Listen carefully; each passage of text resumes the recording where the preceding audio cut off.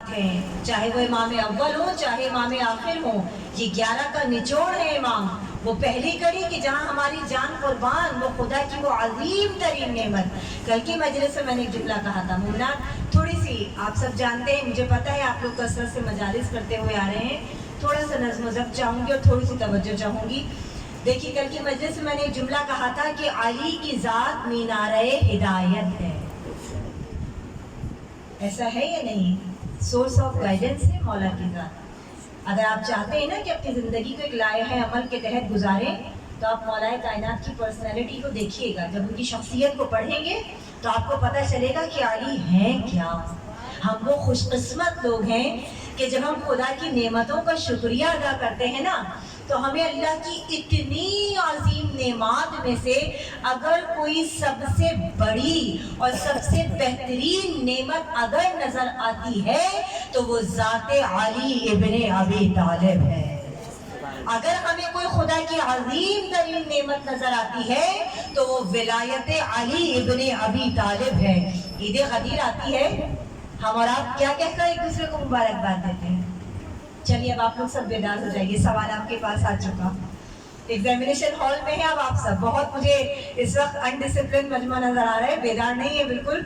सवाल है मेरा आपसे, ईद गदीर के दिन आप सब एक दूसरे से गले मिलते हैं, मुसाफिहा करते हैं, क्या कह के मुबारकबाद देते हैं? पूछो किसी बच्ची से खड़ा करके, सबके हाथ पाँव ठंडे पड़ गए होंगे, हमें ना खड़ा कर दें। जब मोमिनीन ईद गदीर के दिन आपस में एक दूसरे से गले मिलते हैं, मुसाफिहा करते हैं, तो कहते हैं अल्हम्दुलिल्लाहिल्लज़ी जअलना मिनल मुतमस्सिकीना बिविलायत अमीरुल मुमिनीन।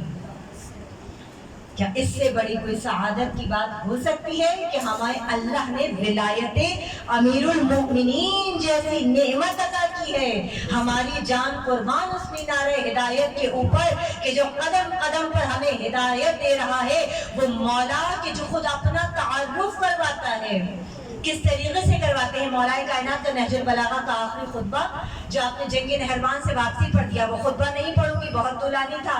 चंद जुमले वहां से कोट करूंगी कि मौला अपनी शख्सियत को दुनिया के सामने, उन लोगों के सामने जो अली को जानते भी नहीं है, कैसे डिस्क्राइब कर रहे हैं, कैसे बता रहे हैं। आज हम और आप नहीं जानते हमारा मौला क्या है, हम नहीं जानते, किसी को नहीं पता। आज हमारे यहाँ इसी चीज में हम उलझे हुए हैं कि कितने नारे लगाने हैं, कितने फजाइल पढ़ने हैं, कितनी इबादत की और बातें करनी है। हम तो आज इसी में फंसे पड़े हैं। नहीं, बताना है कि हमारा मौला है क्या, हमें अपने मौला की वकालत करनी है। हम कैसे मौला के चाहने वाले हैं? इसलिए कि अली फकत मुसलमानों के या शियों के इमाम बन के नहीं आए, अली पूरी इंसानियत के लिए मीनारे हिदायत है।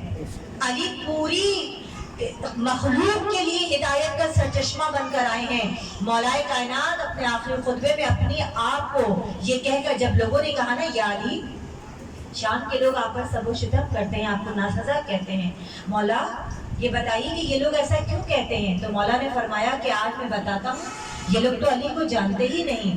मेरे मौला एक मिंबर पे तशरीफ लेके गए और उसके बाद मौला ने फरमाया, या आखिरी खुतबा है मेरे मौला का जंगे नहरवान से वापसी पर, चंद जुमले वहां से फकत ले रही हूँ मैं। इमाम फरमाते हैं, खुतबा देना शुरू करते हैं, कहते हैं लोगों जो मुझे नासज़ा कहते हो, मुझ पर ताना जनी करते हो, गलत अल्फाजों में मेरा इस्तेमाल करते हो, मुझे याद करते हो, याद रखो कि मैं अली इब्ने अबी तालिब कौन हूँ। इमाम फरमाते हैं, परवरदिगार आलम कुरान में इरशाद फरमाता है, अम्मा बिनिअमति रब्बिका फहद्दिस, अपने रब की नेमतों का तज़किरा किया करो। मैं खुदा की अजीम तरीन नेमत में से एक नेमत हूँ। रसूल अल्लाह का मोजज़ा फ़कत कुरान नहीं था, रसूल अल्लाह के मोजज़ात में से एक मोजज़ा मैं अली इब्ने अबी तालिब हूँ। मैं रसूल अल्लाह का वो मोजज़ा हूँ।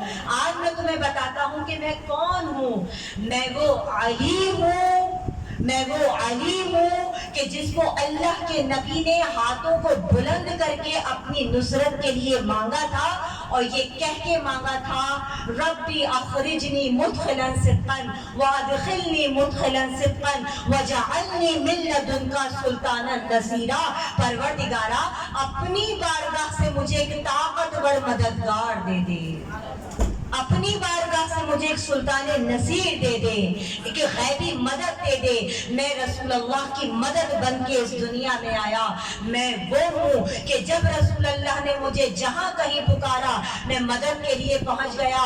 میں وہ ہوں کہ جب رسول اللہ اپنی آخری ہتھیار کے طور پر کسی جنگ میں کسی کو استعمال کرنا چاہتے تھے تو میں علی بن ابی طالب رسول اللہ کا آخری ہتھیار بن کے جاتا تھا۔ میں وہ ہوں کہ ماں کے شکموں میں کسی بچے کا ایمان اس وقت تک کامل نہیں ہوتا جب تک وہ مجھ پر ایمان نہ لے آئے۔ میں وہ علی ہوں کہ جو آنے والی نسلوں تک کو دیکھ کر حملہ کرتا ہے کہ ان کی نسلوں میں کوئی مومن تو آنے والا نہیں ہے۔ میں وہ علی ہوں کہ جسے خدا نے ہر کتاب میں، ہر مذہب میں، ہر مسلک میں، ہر زبان میں، ہر طریقے سے اللہ نے میرا تذکرہ کیا ہے۔ میں وہ علی ہوں۔ بہت طویل خطبہ، انشاءاللہ کبھی موقع ملے گا تو آپ کو آئندہ اس کے اوپر مزید گفتگو سننے کو ملے گی انشاءاللہ۔ اس کے بعد مولا نے اپنے القابات کس کس زبان میں مولا کو کس کس طریقے سے یاد کیا گیا، یہ ایک بہت تفصیل طلب موضوع ہے جو آگے چلتا چلا جاتا ہے، چلتا چلا جاتا ہے۔ آج دنیا کہتی ہے کہ یہ تو اپنے مذہب میں اتنے مگن ہو چکے ہیں کہ ان کو یہی نہیں پتا کہ دین میں کیا چل رہا ہے، وطن میں کیا چل رہا ہے، ملک میں کیا چل رہا ہے۔ یقیناً مولا کا غم ہمارے دلوں میں ہے، ہمیشہ رہے گا، لیکن ہم وہ محب اہل بیت ہیں کہ جو محب اہل بیت ہونے کے ساتھ ساتھ محب وطن بھی ہیں۔ کل 14 اگست سے آپ سب جانتے ہیں، کل کیونکہ میرا یہاں خطاب نہیں ہے تو بس یہاں پر کہتی چلوں آج 13 اگست ختم ہوگی، 12 بجے کے بعد 14 کا آغاز ہو جائے گا۔ تو ہم کیونکہ علی کے ماننے والے ہیں، ابو تراب کے ماننے والے ہیں۔ آپ میں سے کتنے لوگ ہیں جو کہتے ہیں ابو تراب کے ماننے والے ہیں سب؟ بلند آواز سے جواب چاہیے مجھے، ہیں سب ابو تراب کے ماننے والے؟ ابو تراب مولا کا لقب، اور اس کی معنی کیا ہے؟ مٹی کا باپ۔ وطن کو ہم کیا کہتے ہیں؟ پاکستان ہماری کیا ہے؟ دھرتی ماں ہے، یہی کہتے ہیں نا، ہماری مٹی ہے، ہماری ماں ہے۔ تو ماں کے ساتھ کبھی کوئی غدار ہو سکتا ہے؟ کم از کم علی کا ماننے والا تو کبھی نہیں ہو سکتا۔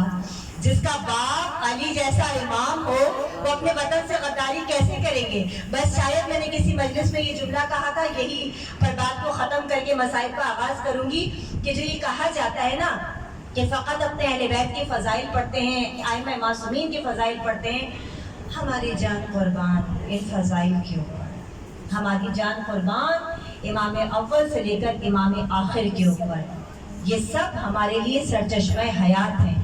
لیکن یہ کون کہتا ہے کہ ہمیں اپنے وطن سے محبت نہیں؟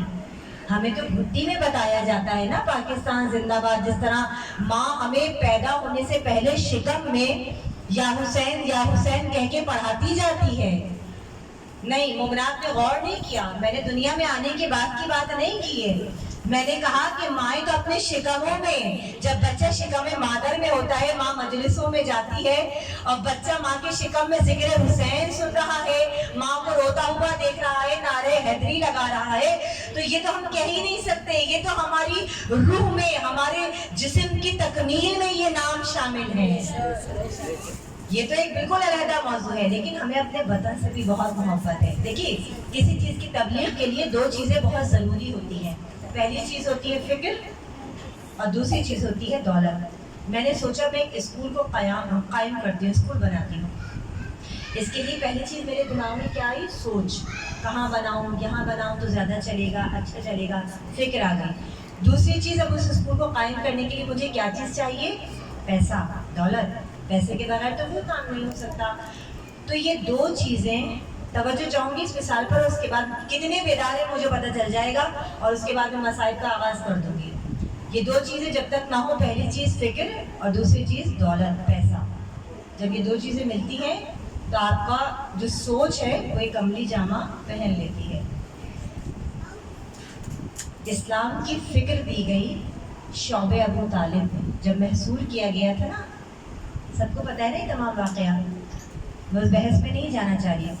فکر دی گئی تھی شعب ابی طالب میں، اور دولت دی تھی اسلام کو جناب خدیجۃ الکبریٰ نے، ملکۃ العرب بی تھی۔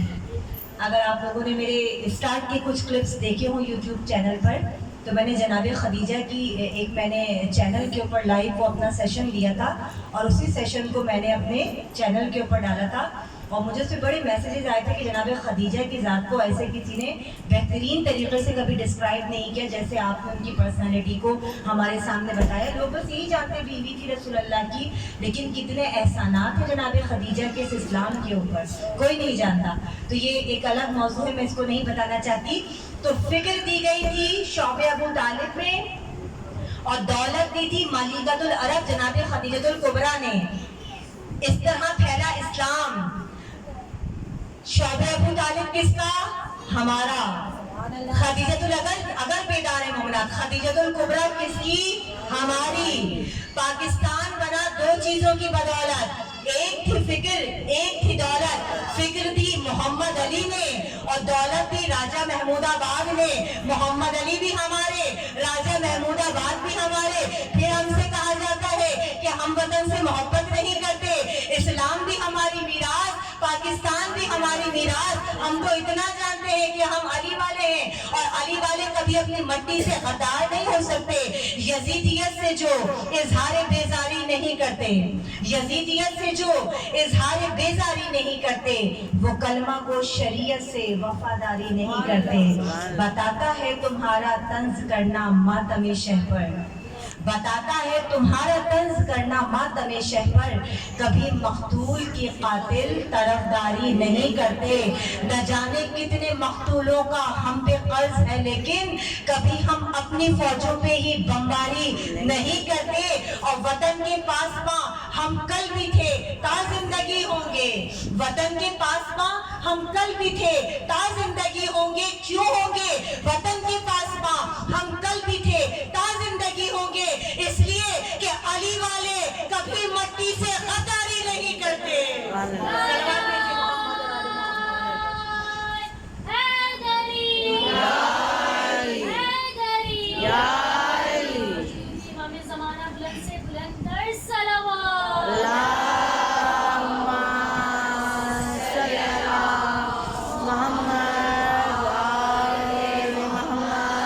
بچپن سے سنتے آئے ہیں پاکستان کا مطلب کیا, لا الہ الا اللہ. چشتی اجمیری کہہ گئے حقا کے بنا لا الہ است حسین. یہ ہے ہمارا مذہب. کوئی آئے تو کبھی ہمارے مذہب میں جذب ہونے کے لیے, پھر ہم بتائیں گے شیعت کتنا خوبصورت مذہب ہے. اس سے حسین مذہب, اس سے حسین مسلک تو کوئی ہو ہی نہیں سکتا. آئے تو کوئی دعوت دیتے ہیں ہم تو خود. کل کا جملہ ہر حر کے لیے راستہ کھلا ہے.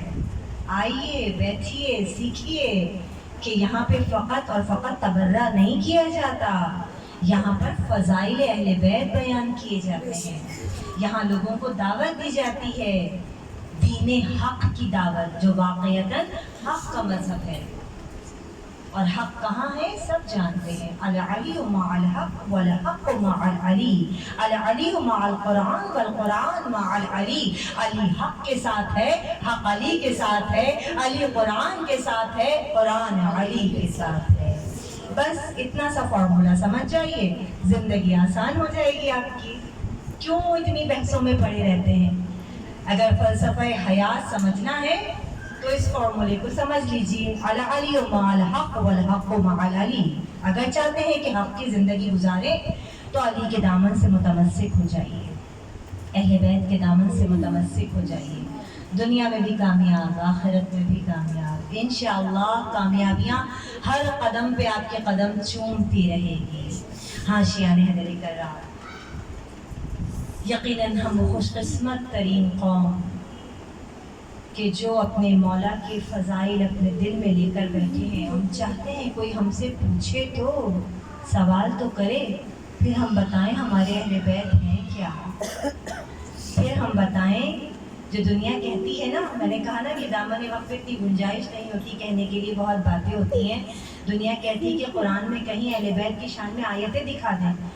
میں آپ کو ثابت کر کے دکھاؤں گی, بتاؤں گی, کیونکہ یہ بحث ابھی کل بھی میں الفاتحہ مجلس جب پڑھنے گئی ہوں تو 2-3 بچیاں میرے پاس آئیں کہ کالج میں یہ بڑا مسئلہ چل رہا ہے. وہ کہتی ہیں کہ تم لوگوں کا قرآن الگ ہے, قرآن میں کوئی ایک آیت بھی اہل بیت کی شان میں نہیں ہے. اتفاق کی بات ہے کہ کہ پرسوں میں نے پوری اسی موضوع پر مجلس پڑھی ہے کہ آدھا قرآن مدح علی ابن ابی طالب میں نازل ہوا ہے. اتفاق کی بات ہے کہ پرسوں ہی میں نے اس موضوع پر مجلس پڑھی ہے, وہاں بہت تفصیلاً کبھی موقع ملا تو انشاءاللہ آپ کی نالج کے لیے بھی ضرور بتاؤں گی. بس یہ گھرانہ جو فضیلتوں کا گھرانہ ہے, جتنے اس گھرانے کے فضائل ہیں نا اتنے ہی اس گھرانے کے مصائب بھی ہیں, بلکہ اس سے کہیں زیادہ مصائب ہیں. آج ہم پر ایک چھوٹی سی مصیبت آ جائے, پریشانی آ جائے تو ہم اللہ سے شکوہ کرتے ہیں, پروردگارہ ہم پہ ہی یہ مشکل کیوں, ہم پہ ہی یہ پریشانی کیوں. نہیں, اللہ اپنے خاص بندوں کو منتخب کرتا ہے آزمائشوں کے لیے. اور یاد رکھیے گا کہ 40 دن تک اگر کسی پر کوئی پریشانی نہ آئے تو اس کے مومن ہونے میں شک کیجیے گا, اور جب کوئی پریشانی آئے تو خدا کی بارگاہ میں کہا کیجیے شکر الحمدللہ, پروردگار تیرا شکر ہے کہ تو نے ہمیں اس آزمائش کے لیے منتخب کیا. اس لیے کہ جتنی آزمائشیں کربلا والوں پر گزری ہیں اتنی تاریخ انسانیت میں ہمیں کہیں نہیں ملتی. کربلا کا آغاز تو بہت پہلے سے ہو چکا تھا, 2 محرم سے کربلا کا آغاز نہیں ہوا. کربلا کا آغاز تو رسول اللہ کی رحلت کے بعد سے ہی ہو چکا تھا, کہ جب رسول اللہ نے یہ وعدہ لیا تھا مولا کائنات سے, علی میرے بعد کبھی تلوار مت اٹھائیے گا. مولا کائنات نے وعدہ کیا, اپنی نظروں کے سامنے خاتون جنت کے پہلو پر جلتا ہوا دروازہ گرتا دیکھا, مگر علی خاموش رہے. کیوں؟ کیونکہ رسول اللہ سے عہد لیا تھا, وعدہ کیا تھا کہ آپ کے بعد کبھی تلوار نہیں اٹھاؤں گا. یہ کربلا کے اسٹیپس ہیں, زینے ہیں. یہ رسول اللہ کی وفات پہلا زینہ, شہزادی کونین کی شہادت دوسرا زینہ, مولا کائنات کی شہادت تیسرا زینہ. یہ پے در پے شہادتیں کربلا کو تیار کر رہی ہیں. یہ کربلا کہاں جا کر مکمل ہوتی ہے؟ حسن کی صلح میں یوں کربلا جلوہ دکھاتی ہے, حدیبیہ میں جیسے فتح مکہ مسکراتی ہے. علی کی خاموشی, زہرا کی حسرت, صلح شبر کی, یہ وہ اجزاء ہیں جن سے کربلا ترتیب پاتی ہے. بن گئی کربلا حسین کے لیے, بن گئی کربلا کربلا والوں کے لیے. آج 4 محرم الحرام ہو گئی. آج ہم نے اس فرش ازا پر ایک اجڑی ہوئی ماں کو اس کی اجڑی ہوئی گود کا پرسہ دینا ہے. یہ وہ شہزادے ہیں کہ حمید ابن مسلم کہتا ہے کہ جب کٹے ہوئے سر شہداء کو واپس ملے تھے نا, جب یہ قافلہ رہا ہوا تھا ایک مدت قید میں رہنے کے بعد, اور شہداء کے سر آئے تھے, ہر بیوی اپنے اپنے پیارے کے سر کے لیے اپنی گود کو پھیلا کر بیٹھ گئی تھی. شہزادی ام کلثوم نے اپنی ایبا کا دامن پھیلایا تھا اور قمر بنی ہاشم کا سر اپنی گود میں لیا تھا. اے میرے بھائی, آپ میری طرف سے میدان قتال میں گئے تھے. ام لیلہ نے اپنی باہوں کو پھیلایا تھا. اکبر, تیرے سہرے کا بڑا ارمان تھا بیٹا. بیوہ حسن نے اپنی جھولی کو پھیلایا. اے قاسم, تیرا لاشا تو ایسے ٹکڑوں میں بٹ کے آیا کہ ماں رونے کے لیے تیرے ایک ایک عضو کو تلاش کر رہی تھی. جب گٹھڑی میں تیرا لاشا آیا تو ماں سمجھی کہ قاسم تیری بری آ گئی. ایک کوکھ جلی ماں جلے ہوئے جھولے کی لکڑیاں اپنے ساتھ لیے بیٹھی ہے. کبھی گنجے شہیدان کی جانب رخ کر کے کہتی ہے اصغر, ماں کی گود ویران ہو گئی بیٹا. کبھی زندان شام کا رخ کرتی ہے سکینہ, اب اصغر کو جھولا کون جھلائے گا بیٹا. ہر بیوی اپنے اپنے پیارے کا سر اپنی گود میں لیے بیٹھی ہے. فقط 2 سر ایسے ہیں کہ جن کا لینے والا کوئی نہیں. اولاد والی ماؤں, آج ایسا فرصہ دینا ہے اس ماں کو کہ آپ کی آواز کربلائے معلیٰ تک جائے. خدا ہم سب کو کربلائے معلیٰ کی زیارت نصیب فرمائے. آج ایسا فرصہ دیجیے گا کہ آپ کے گریے کی صدا اس کو جلی ماں تک پہنچے کہ جس نے اپنی نسل کو ختم کر دیا دین اسلام کی بقا کے لیے. حمید کہتا ہے 2 سر ایسے جن کا لینے والا کوئی نہیں تھا. ایک مرتبہ شام کی عورتوں نے سوال کیا, اے بیویوں, کیا کربلا کربلا میں ان بچوں کی ماں بھی مر گئی، کوئی ان بچوں کا لینے والا نہیں، ان کا پرسہ لینے والا کوئی نہیں، ان سروں کا لینے والا کوئی نہیں۔ حضرات امام زینب نے سنا، ایک مرتبہ طرف کر کہتی ہے، اے شام کی عورتوں، ارے زینب کس کس کا ماتم کرے؟ اپنی گود کے پالے علی اکبر کا ماتم کرے یا اپنی ماں جائے حسین کا ماتم کرے؟ اجرکم اللہ، جزاک اللہ شہزادی، آپ کو کوئی ہم نہ دے سوائے ہمیں حسین کے، بیوی آپ کی ہر حاجت کو پورا کریں گے، یہی ہم نے پرسا ہے، زینب پہ ماتم کر کے یہ عظیم پرسے دیجیے گا، اس لیے کہ زینب نے اب تک اپنے بیٹوں کا پرسہ کسی سے نہیں لیا۔ زینب نے کبھی بھی علی اکبر کے سوا اور بھائی حسین کے سوا کبھی اولو محمد کا پرسہ کسی سے نہیں لیا۔ آج زینب کو پرسہ دینا ہے، کوئی چلی ماں کو پرسہ دینا ہے۔ الوان امام راوی کہتے ہیں جب 9 محرم کی رات تھی نا، ہر ماں اپنے اپنے بچے کو تیار کر رہی تھی، بیٹا دیکھو کل ماں کو شرمندہ نہ کروانا۔ بیوہ حسن قاسم کو تیار کر رہی تھی، بیٹا قاسم دیکھو امو جان کے سامنے مجھے شرمندہ مت کروانا، کوئی یہ نہ کہے کہ بیوہ ماں کا لال پیچھے ہٹ گیا۔ کوئی اپنے 18 برس کے کریئر جوان کو تیار کر رہی ہے، ہر بیوی اپنے اپنے طریقے سے اپنے بچے کو آمادہ جنگ کر رہی ہے، یہاں تک کہ صبح کا تارا نمودار ہوا، اذان علی اکبر سے کربلا کا آغاز ہو گیا۔ حضرات امام پانی نہ تھا، خاکی کربلا سے اکبر نے تیمم کیا، ہاتھوں کو بلند کر کے کہا اللہ اکبر۔ ادھر خیمے میں زینب نے سر پہ قرآن رکھا، پروردگارا اکبر کی بھی خیر، اللہ اکبر کی بھی خیر، اور میں کہوں گی شہزادی زینب دل بھر کے اکبر کی آواز کو سن لیجئے، آج کے بعد نہ علی اکبر ہوں گے نہ اذان علی اکبر آپ کو سنائی دے گی۔ اجرکم اللہ، جزاک اللہ۔ مولا کا ایک ایک ناصر جا رہا ہے، مولا اس کو لاشا خیمے میں لے کر آ رہے ہیں۔ خدا زینب نے اولو محمد کو بلایا، کہا ہے اولو محمد کیا ماں کو شرمندہ کرواؤ گے؟ بیٹا کہا ماں ہم کیا کریں، صبح سے کئی مرتبہ ماموں کی خدمت میں جا چکے ہیں، ماموں ہمیں اس دن غور نہیں دے رہے۔ الوان امام بس ایک مرتبہ شہزادی نے دونوں بچوں کے ہاتھ تھامے بھائی کے خیمے میں آئی، جیسے ہی خیمے میں آئی نا، حسین نے زینب کا چہرہ دیکھتے ہی کہا زینب زینب، حسین کی غربت تو دیکھو، گودوں کے پالے مرنے کی اجازت مانگ رہے ہیں۔ زینب بھائی کی غربت تو دیکھو، کہا بھیا مجھے نہیں پتا، جناب عبداللہ نے تو مجھے یہی کہہ کر دیا تھا کہ یہ صدقہ ہے۔ بھیا میں نے نیت کر لی، اور نیت کرنے کے بعد صدقے کو گھر میں نہیں رکھتے، بھیا اس کو جلد سے جلد گھر سے روانہ کر دیتے ہیں۔ کہا زینب بھیج تو رہی ہو، صبح سے فقط لاشوں پہ لاشیں آ رہے ہیں۔ کہا بھیا میں جانتی ہوں، بس میں اتنا جانتی ہوں کہ میں نے صدقے کی نیت کر لی۔ حضرات امام دونوں بچوں کو بلایا، اولاد والی مائیں بیٹھی، خدا سب کی گودیوں کو آباد رکھے، صدقے میں کربلا کی اجڑی ہوئی ماؤں کے۔ بس ایک مرتبہ بچوں کو تیار کرنا شروع کیا، ننھے ننھے امامے سروں پہ رکھے۔ اولاد والی مائیں آنکھوں کو بند کر کے تصور کیجئے گا کہ ایک ماں اپنے بچوں کو جہاد کے لیے کیسے تیار کرتی ہے۔ جب امام پکاریں گے نا، حلم ناصر کی صدا بلند کرے گی امام زمانہ علیہ السلام، تو اے ماؤں میری آپ سب سے گزارش ہے کہ اپنے بچوں کو پیچھے مت ہونے دیجیے گا، خود اپنے ہاتھوں سے تیار کیجیے گا، امام کے لشکر میں شامل کرنے کے لیے اپنے بچوں کو خود تیار کیجیے گا۔